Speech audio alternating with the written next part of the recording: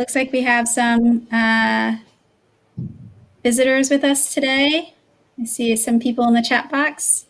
Welcome to Dismantling Denial about Teachers' Biases. I'm going to stop sharing my screen. I don't know. It looks like I'm not sure if they can. Okay, I don't. So if you haven't already, please mute your mics. Also, as we go through the presentation, please feel free to add your questions to the chat box. Kim will be responding. I'm here with my colleague, Kim Daly, today. Kim will be responding in the chat box or bringing questions up for the good of the group. We do plan to stop and answer questions along the way. One thing I am confused about at the moment is that I thought we'd be able to interact with everybody, Kim, but I'm not hearing anybody or... I don't, yeah, I see people, but I don't hear people. I think they can type in the chat, and I think I don't see a way to do a poll. So we may have to modify and ask them to respond in the chat slightly. Okay. All right. Well, welcome. I'd love to know who's here. I can see your names and some of your titles. So it looks like we have people from different places and also where you are.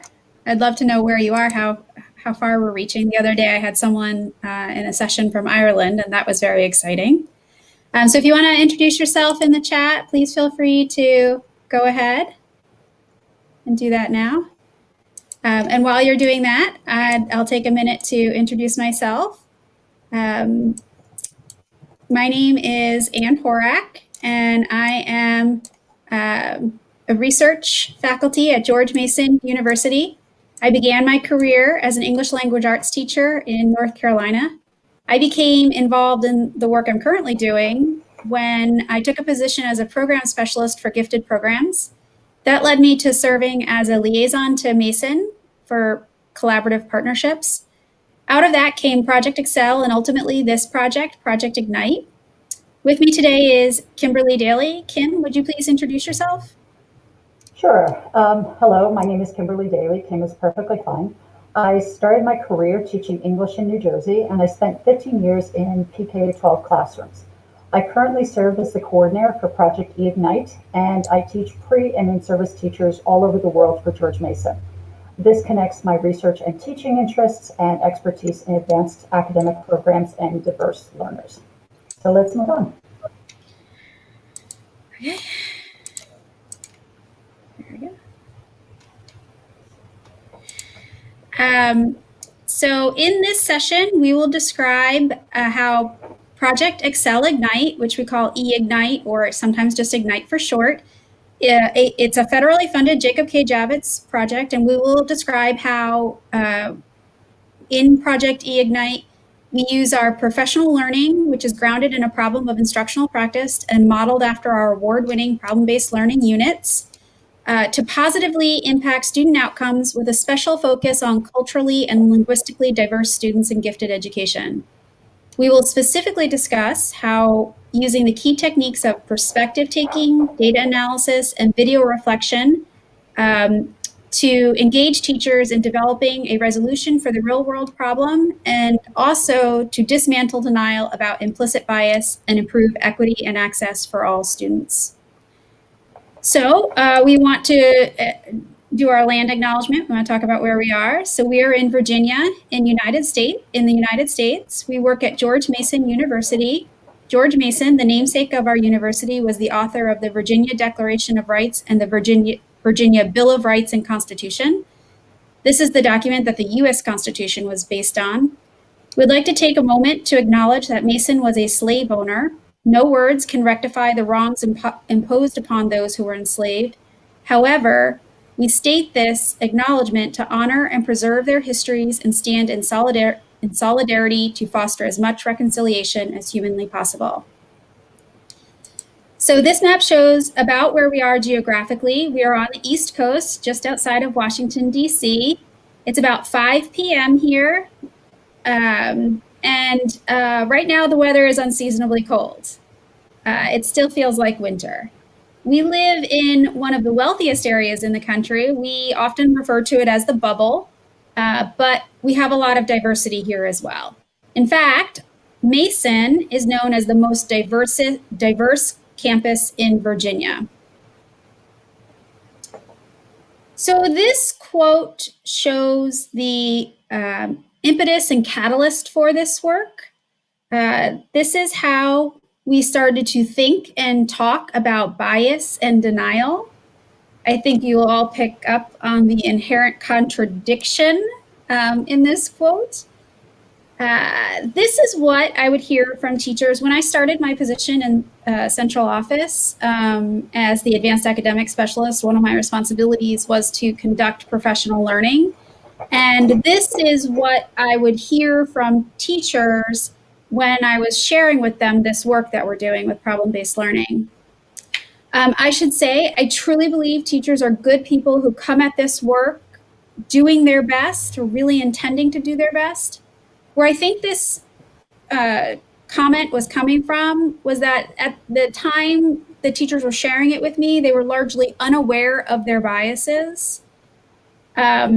And this is where I just want to stop and take a moment to acknowledge that we are addressing bias. I think bias is a part of what contributes to racism, but I wouldn't want to overgeneralize our work. Our hope is that our work contributes to anti-racist efforts in some way, but what we're doing, what we're talking about today is bias and how that contributes to underrepresentation of diverse students in gifted programs. So going back, talking about the teachers again, to be fair, like I said, I really believe teachers were coming at the work intending to do their best. And to be fair to them, I think universally we're all unaware of our bias until we experience some sort of cognitive dissonance about it. And that is the opportunity I believe we are providing for our teachers with our professional learning through those key techniques of perspective taking, data analysis, and video reflection. So you might be curious how I came to this work, or maybe what cognitive dissonance I had to be thinking about my bias. And so I thought I'd share this picture. Who's that cute little girl in the pigtails? That's me. In any case, you might be curious why I came to this work or how I came to this work, particularly because to look at me, I have no visible diversity, which is a privilege of my skin color that I recognize. And yet what people don't know about me is that I strongly identify with the experience of the poor Italian immigrant family. This is my family around 1980 in front of our house in a suburb of Albany, New York. What's funny about that is that my mother always says she didn't know she was Italian until she moved to Albany, and I didn't know I wasn't Italian until I left. But the way that moving to this house with my family affected my understanding of bias is that, by and large, this house represented my father having made it. But when we moved in, there were actually only 3 families on the block that would talk to us, that befriended us. It was the Black family, the Jewish family, and the Korean family. And so to be honest, as a child, I was largely unaware of the other families avoiding us. It wasn't until I was older and people, to some extent, inadvertently admitted their biases, at the time, whether it was about Italians or Catholics or ethnic immigrants or even poor people, that I really started to understand and think about these things and really question both their perspective and mine. And so that's the experience that brought me to this work. I should say that I consider myself to be on a learning journey. There are things that I know, things that I don't know, and things I will never know. And I hope that by sharing the things we have to share today, we all end up a little further along in our understanding. And along those lines, I hope we all approach this today from a position of curiosity. In my work, I've come to find curiosity is a very powerful tool, particularly as it relates to dismantling denial. So in this session, we will begin by discussing the Excel model, which is the model this work is embedded in. We will briefly share some of the theoretical background. We will continue with a very truncated demonstration of the professional learning and then expand on the key elements of the program that make this particularly effective. Finally, we will share with you some of the outcomes of this work. So this is the Excel model. And you can see it's a systemic continuous improvement approach that is a design-based research model. At the broadest level, it can be described as engagement by taking action to impact growth. It is what our previous project, Project Excel, was based on, and it's what our current project, Project eIgnite, is based on. So this model evolved out of the need for equity and excellence in gifted education. As we all know, gifted education has had a long history of underrepresentation in terms of identification and access for diverse learners. So today we're going to highlight the professional learning component of the Excel model. Our professional learning program is aligned to problem-based learning curriculum. So the theoretical framework is consistent with the one for problem-based learning. To begin with, problem-based learning was adapted from medical schools. Over 40 years ago, Harold Barrows brought problem-based learning to medical schools by converting his entire curriculum for medical school at McMaster University to problem-based learning. And my feeling has always been, if we can prepare doctors to be doctors with problem-based learning, we can prepare students for the world with problem-based learning. So this slide shows some of the milestones problem-based learning has had over that time. In K-12 education, Joyce Van Tassel-Basco was critical to the movement by spearheading an extensive curriculum development initiative at the Center for Gifted Education at the College of William & Mary. Next, Sheila Gallagher broadened the recognition of problem-based learning with her Javits-funded projects, Peebles and Insights. In these projects, Sheila Gallagher's research showed the efficacy of problem-based learning for content acquisition and its viability as a curriculum intervention for identification. That brings us to our Javits projects. With Excel and Ignite, we have integrated the elements and outcomes of the previous work in a systemic program model. The model evolved out of Excel. It's a design-based research approach dependent on a continuous improvement cycle. So what that means is that we're making adjustments as we go. It makes the research really a flexible and adaptable model, which is what the real conditions in school look like. So Ignite scales up Excel by extending implementation more broadly and by implementing in districts remote from the university. Yet despite all of this evidence over these many years, problem-based learning has never enjoyed widespread implementation. We think one of the more tenacious reasons for that may be that fundamentally problem-based learning requires teachers to change. In order to do problem-based learning well, teachers need to examine their perspectives of students and beliefs about instruction and ultimately make changes to their practice. And right now, the intensity and duration of traditional professional learning isn't doing it for teachers to help them get to that deep shift that they need to make. So if widespread implementation of problem-based learning is going to happen, we need to test if implementation is sustainable when it's not happening adjacent to the university. That's what we're doing with our most current project, Ignite.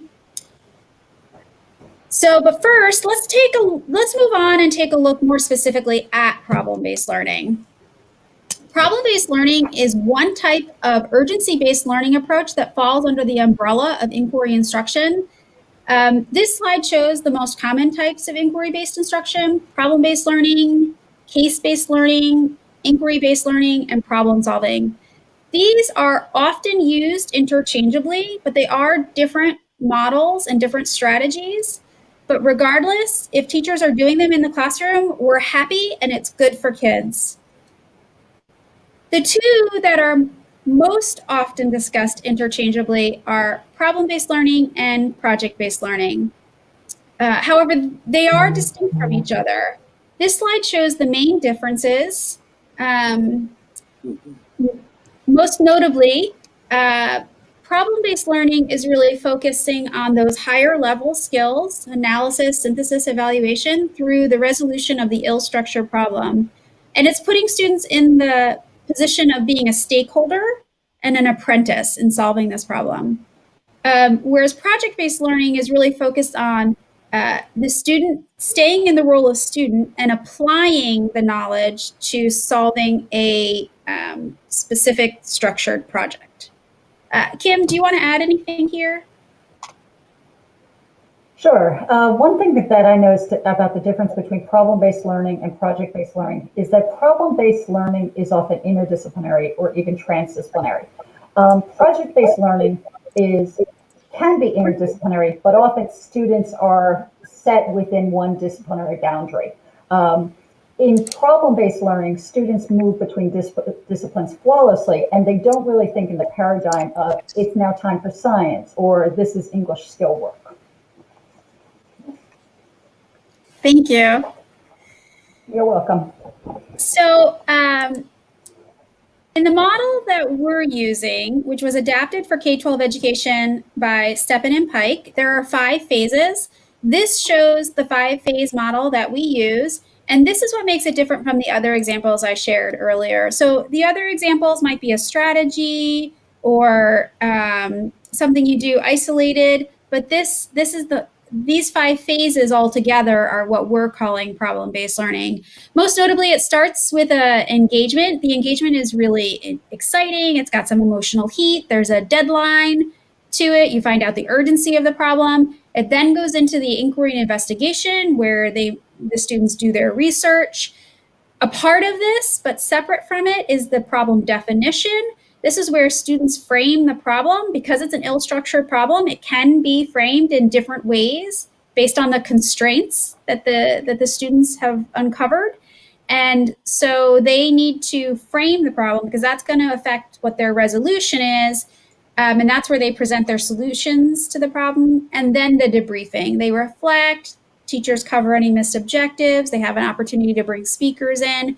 So this process all together is the model that we're using for our curriculum, and it's what was adapted from medical school, like I said, by Steppen and Pike.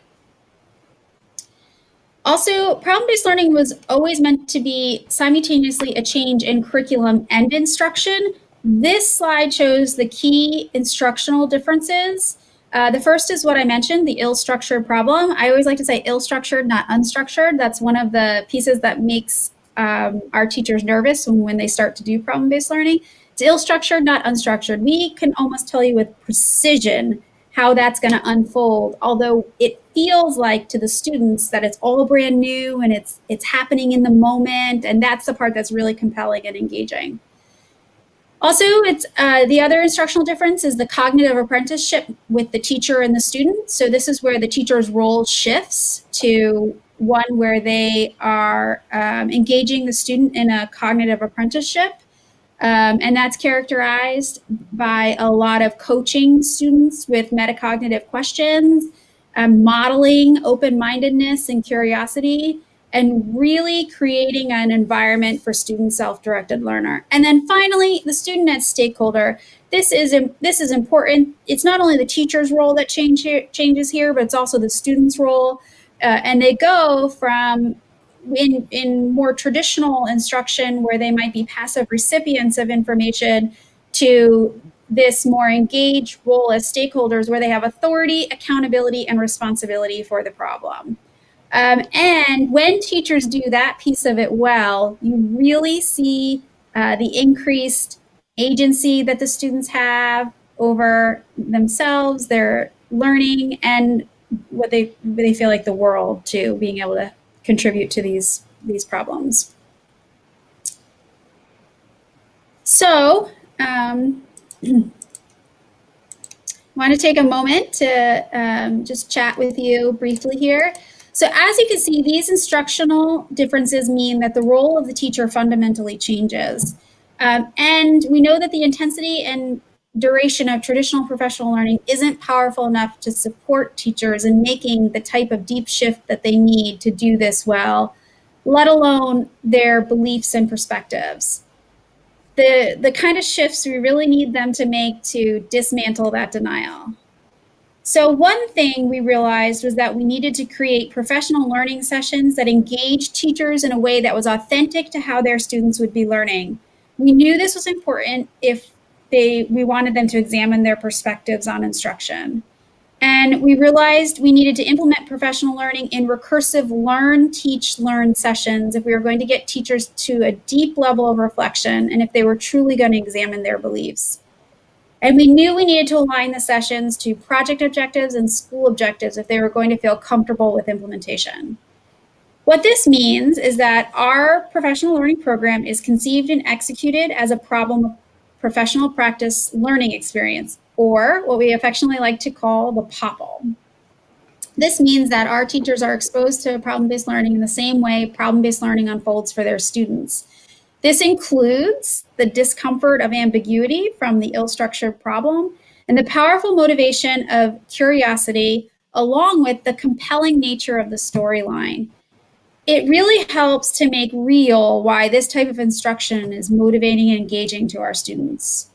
So what this means that we do is that we model problem-based learning. And actually what we used to do was model a problem-based learning curriculum that was a student unit, one that was aligned to grade level content objectives, one like Fit to Print, which is an example of one of our units. And this worked on many levels, but the way it didn't work was that actually teachers walked away thinking there was problem-based learning time and then there was regular instruction time. And we really wanted them to walk away seeing the integration of this pedagogy. So what we realized was that we knew we had to immerse teachers in problem-based learning from the very first moments of the sessions, just like the students would be. And that meant that we had to change the problem to one of professional practice. And so we did. And what we found was that doing the professional learning that way contributed to high levels of success promoting teachers' change in perspectives about students, their beliefs about instruction, and their pedagogy. So what I'd like to do right now is walk through the problem engagement session of part of the POPL, which is the first thing teachers would experience when they come to one of our sessions and what we think makes this program unique. Now, I think because of the limitations of the format, the platform that we're working on, I think the best thing for me to do is walk through it. I would walk through it with you. I was going to, if I could see you and hear you, I was going to do it a different way. But because of that, I'm going to go ahead and just kind of talk you through it. So I'm going to share my screen again. Okay. Now, at this point, what I would say when the teachers came in and got settled, I would say, welcome to Sunnyside Middle School. Our mission is to develop teachers and students with action, insight, and passion. And then I'd say, continuing with in my role as the facilitator of learning, I would say hello and welcome to our English Language Arts Department meeting today. Good afternoon, everyone. I know we were going to talk about the data from our third quarter assessment, but something more pressing has come up. Mr. Dearson actually left me a voicemail this morning, and we need to bump it up on our priority list for today. So I'm going to play it for you now. And while you're listening to it, I'll grab the transcript and I'll paste it into the slide.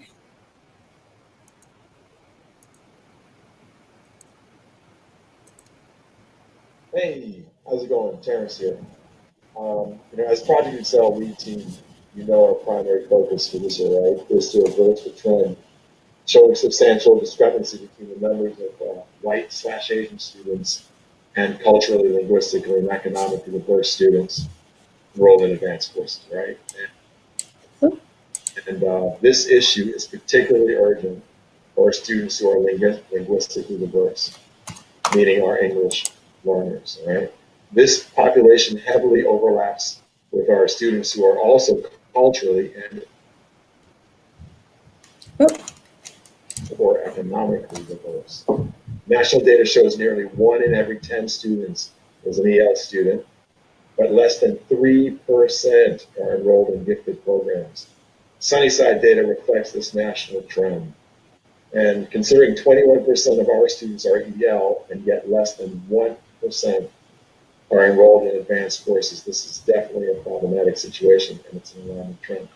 So as you know, in the past year, we have had success in identifying students who are currently underrepresented for enrollment Oh, in advanced classes. This success has come from a partnership with George Mason University to adopt the Excel model. Right? The model is based on using problem-based learning curriculum as a performance-based multiple pathway approach in addition to our traditional screening process that uses heavily weighted cognitive ability test scores to determine eligibility for advanced courses. Unfortunately, the English department from our feeder high school, Harbordale, has concerns that our newly enrolled students will be set up to fail because of the rigor of advanced English course curriculum in high school. After you read their email, I think you're going to see in many ways their concerns mirror the ones that we had when we were first learning about the implications of the Excel model. Since then, we have reflected many times about our experiences with pity, or empower. With that in mind, I've scheduled a meeting with the HDHS teachers and their principal at the end of the week. Before then, we need to figure out the best way to convince them of the value of the Excel methodology and especially the merits of PBL. Otherwise, they will bring their concerns to the school board next week. One good thing is that we do have teacher and student feedback, and it is also noteworthy that our data shows that we have not seen test scores fall. Moreover, we have only seen increases in achievement. If this concern goes to the board, right, the choice to address underrepresentation with this approach may be out of our hands. I have every confidence that you will be able to convince the team this works and that our newly enrolled students have as much capacity as our traditionally screened students. All right, so I appreciate it. Mull this over, and thanks again. We'll talk in the next couple of days. so that is the voicemail that I got from our principal, Mr. Dearson. And we need to talk about it and figure it out. So now that we've all had a chance to listen to it, what do you think's going on here? And that is what I would do in the professional learning. That's exactly what I would do in the professional learning. I would play it. I would give them a chance to see the transcript. And then after it was over, I would say, so what's going on here? And I would pause and let them respond to me. And I would continue with my questions, functioning as the metacognitive coach to get that discussion going. So I might say things like, where do you think this is coming from? What's the deal? Was there anything surprising about this concern? Was there anything confusing about it? Along the way, pausing for responses. And what happens is, this is structured so that there's information that comes out, but then there's questions that they have on too. So what we would do at that point is I would say, hold on, let me take some notes. I'm continuing to function as the English Language Arts Department chair, all the while pushing them to understand their stakeholder role, which is that of the English Language Arts Department at Sunnyside Middle School, and understanding what they need to do, what their goal is. So I would drive towards them understanding their stakeholder role. I would ask them things like, why did we get this voicemail? Who are we? I don't understand. Why is this our problem? And driving them to that, and then ultimately to what are our questions? What are the questions we have? What comes out of this is they have questions about things like, what is the data? What is problem-based learning? What are our reflections on it? What do the units look like? What does it mean to be the metacognitive coach? And you can see that's from some of the gaps that were left in this. This voicemail said some things, but not other things. I would wrap up the English Language Arts Department chair meeting by saying something like, so Terrence has made it clear that this is our priority for the next few days, but but looking at the time, because of the time, and I know everyone has more classes to prepare for. I think we should wrap up now. but I'll send the link to the notes. And if you could please review them before our next meeting, we'll come back to this then. And that's how I'd sort of wrap up that first bit of it. And then finally, I'd ask the teachers to do this. In the meantime, please think about this. The Excel model is pictured here. And the English department at the high school has questioned our implementation of it. What is your initial impression of their concern? So what this does, you can see this is where the perspective taking comes in to start with. Going back to that first thing, the first quote that I shared with you, where teachers would tell me, I have high expectations for my students, but they can't do this. When we shared with them problem-based learning, they would come back to us and they would say, here are all the reasons why I can't do problem-based learning. What this did, changing what we did to this, put them in the perspective, put them into the position of defending problem-based learning, because that's what they have to do in order to resolve the problem that we presented them. And that's what changed their perspective from one of I can't to how do we. So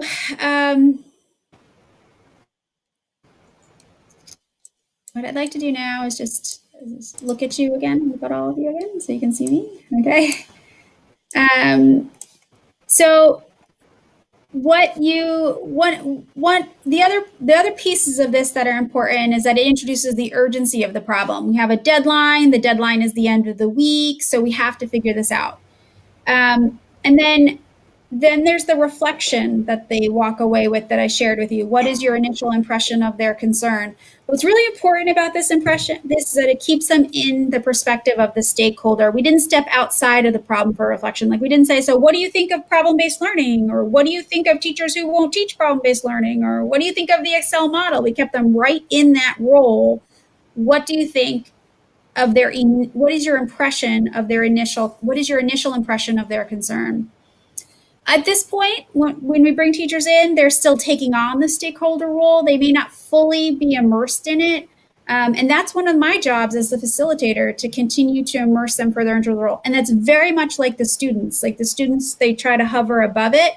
And part of that is just this is new for them. And the teacher's job is to continue to really let them settle right into that. So typically, when we do this, at this point we would stop and ask questions. So what I would like, if you'd like to add a question to the chat box, you can feel free. But I'm often curious at this point for those who, when we have a chance to go into it a little bit deeper, to hear from our participants, how did that feel? What did it feel like to get some information but not all the information? For me to push you to know what your questions are. And we often hear several things. One thing we hear is, it felt a little uncomfortable and kind of awkward. And that's okay. We tell them that's just like what the student, that goes back to what I was saying before. It helps them really understand the experience of being a student from the student perspective. And then other people say, I just didn't even notice the time. I was so drawn into it. I was so pulled into it. It was just so compelling. I was so engaged by it. Some of them get really wound up in the emotional heat. They get, who is these teachers at the high school? You know, we have a whole continuum of responses. And what would happen at the next session is that we would come back, we would prioritize our questions, and then we would go into, as a group, as the English language department, we would go into our research about the things that we had prioritized. So I'm going to share my screen again. So that brings us to that. Remember we talked about this as being part of a systemic model. And as a part of that, we conduct this both in person and virtually, and both are supported by a 3-tier program. The virtual learning platform serves as the portal housing the 3-tier framework online program. The POPL serves as the hallmark of the synchronous tier. This is characterized by synchronous learning modules demonstrating the problem-based learning, metacognitive coaching, and self-directed learning. There are also asynchronous modules and resources. With these, teachers can immerse themselves in sustained opportunities to learn about problem-based learning at their own convenience. And then finally, the platform houses a user-facing community network and collaboration tools to support teachers in making connections with each other. We found that those connections are really important. It helps them feel really comfortable and safe implementing this new, for many of them, what's a new pedagogy. And our intent was to create an environment in which teachers could learn with fidelity, and where they could understand that it involved a systemic change in thinking and teaching. So to do that, the Excel model professional learning sessions take place in recursive learn, teach, learn sessions, and you can see that cycle here on this slide. It begins with the introduction session, which you just experienced the very first moments of. I talked you through that. And then the planning day, the teachers have the planning day, and then they teach the unit. Then we have the reflection and planning session, and then the advanced professional learning. And this is a recursive cycle. And I'm going to talk about the way we weave those key techniques next. But those key techniques support the transformative understandings about curriculum, instruction, and students that we're looking for, and play a significant role in changing the culture of schools. Ultimately, our goal here being to advance equity and excellence in the identification of diverse learners in gifted programs.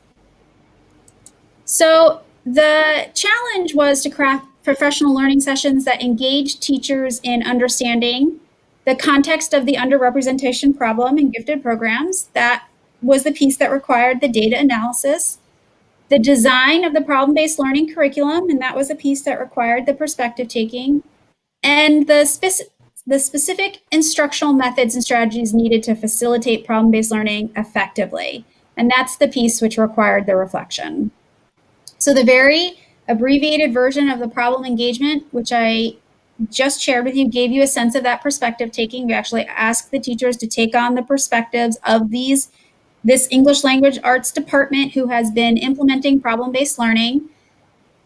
Later in the POPL, during the inquiry and investigation, the data analysis takes place. Data analysis also takes place during the video reflection. One of the things that teachers are asked to do is to video record one of their lessons, and then they watch it using a structured reflection protocol. Out of this experience, we hear teachers have some very impactful insights about their imagined versus real selves. We heard many times teachers say things like, I thought I was student-centered, but all I did was talk at them the whole time. Or we've heard them say things like, I didn't think the kids would be able to handle it, but they really stepped up to the plate.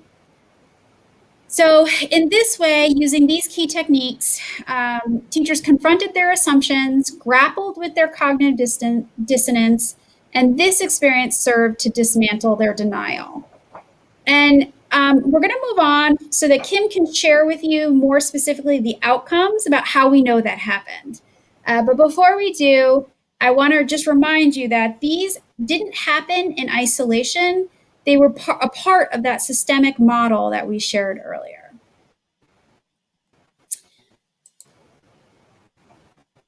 So Kim? Okay, so first, okay, so let's talk about some student impacts.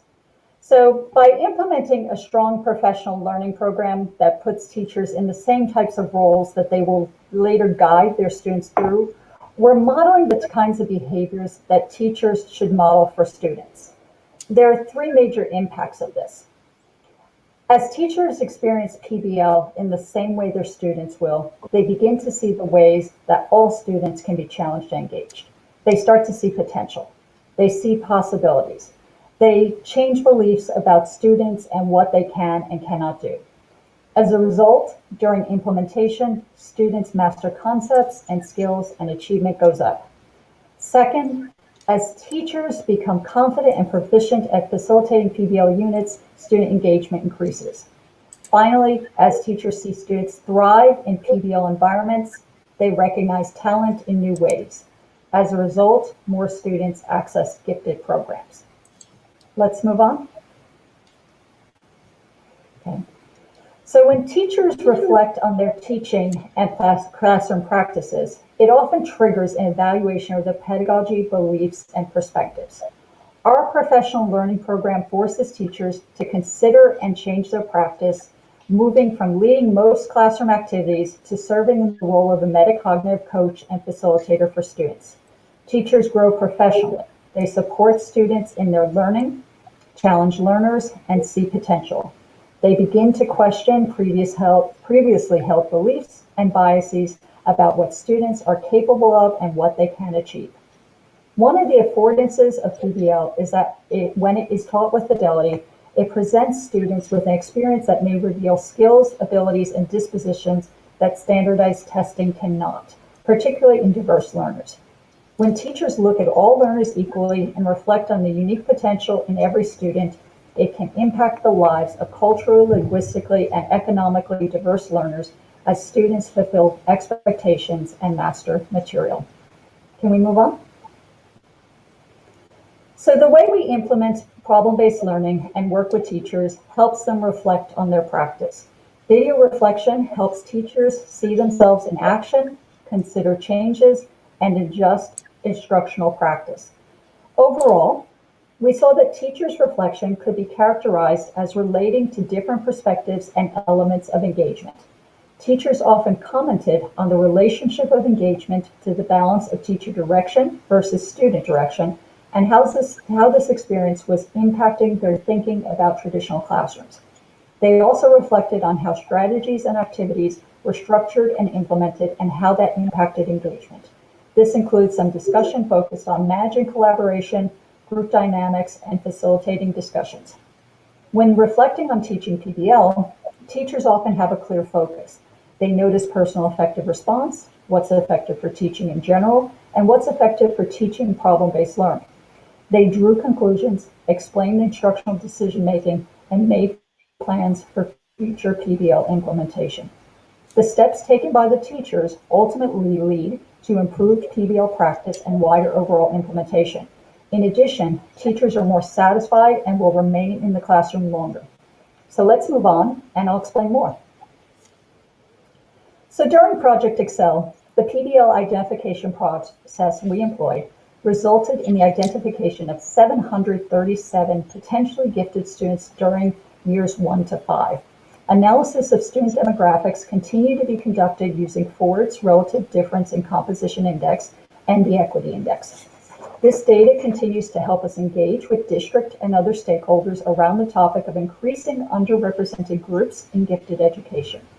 Ford's RDCI indicates the percentage of underrepresentation of a given group within a sample, and the Equity Index indicates the minimum rate of identification that would be expected for a group based on the demographics. If the Equity Index is not reached, then systemic discrimination may be the cause.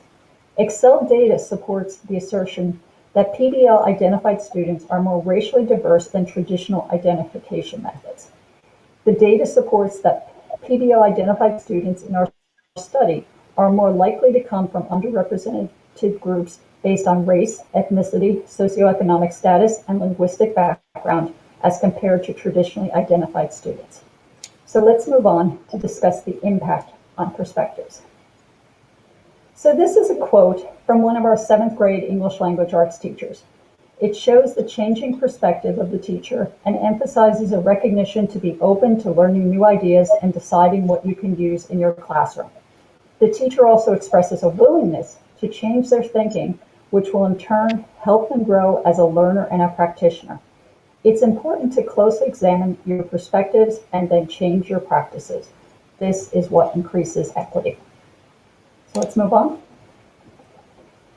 When we are successful dismantling denial and changing the perspectives of teachers, it can lead to several outcomes.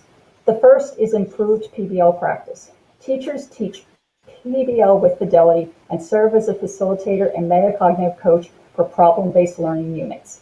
Learning is student-directed, and students are now provided opportunities to be advocates, leaders, researchers, and the directors of their own learning. The second outcome is increased satisfaction in the classroom. Teachers often seek growth experiences. The professional learning we provide teaches them ways to grow their practice and directly impact students.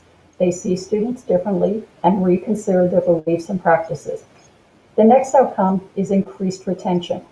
Teachers who are satisfied tend to stay in the classroom longer.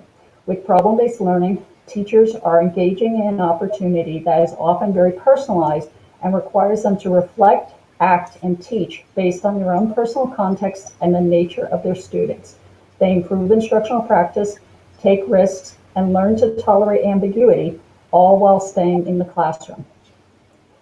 Finally, when teachers change their perspectives about students and implement problem-based learning units, they find that students are highly engaged and motivated. They enjoy teaching PBL and they make plans to teach it again. Often, they make it a permanent part of their instructional activities. By dismantling denial and changing teachers' perspectives about their students' potential, we are paving the way for greater PBL implementation. So that actually brings us to the end of our formal presentation. We expected to be able to have some interaction with you. So it seems like the best way to do that may be through the chat box. So we'd like to invite you to ask us any questions you might have in the chat box.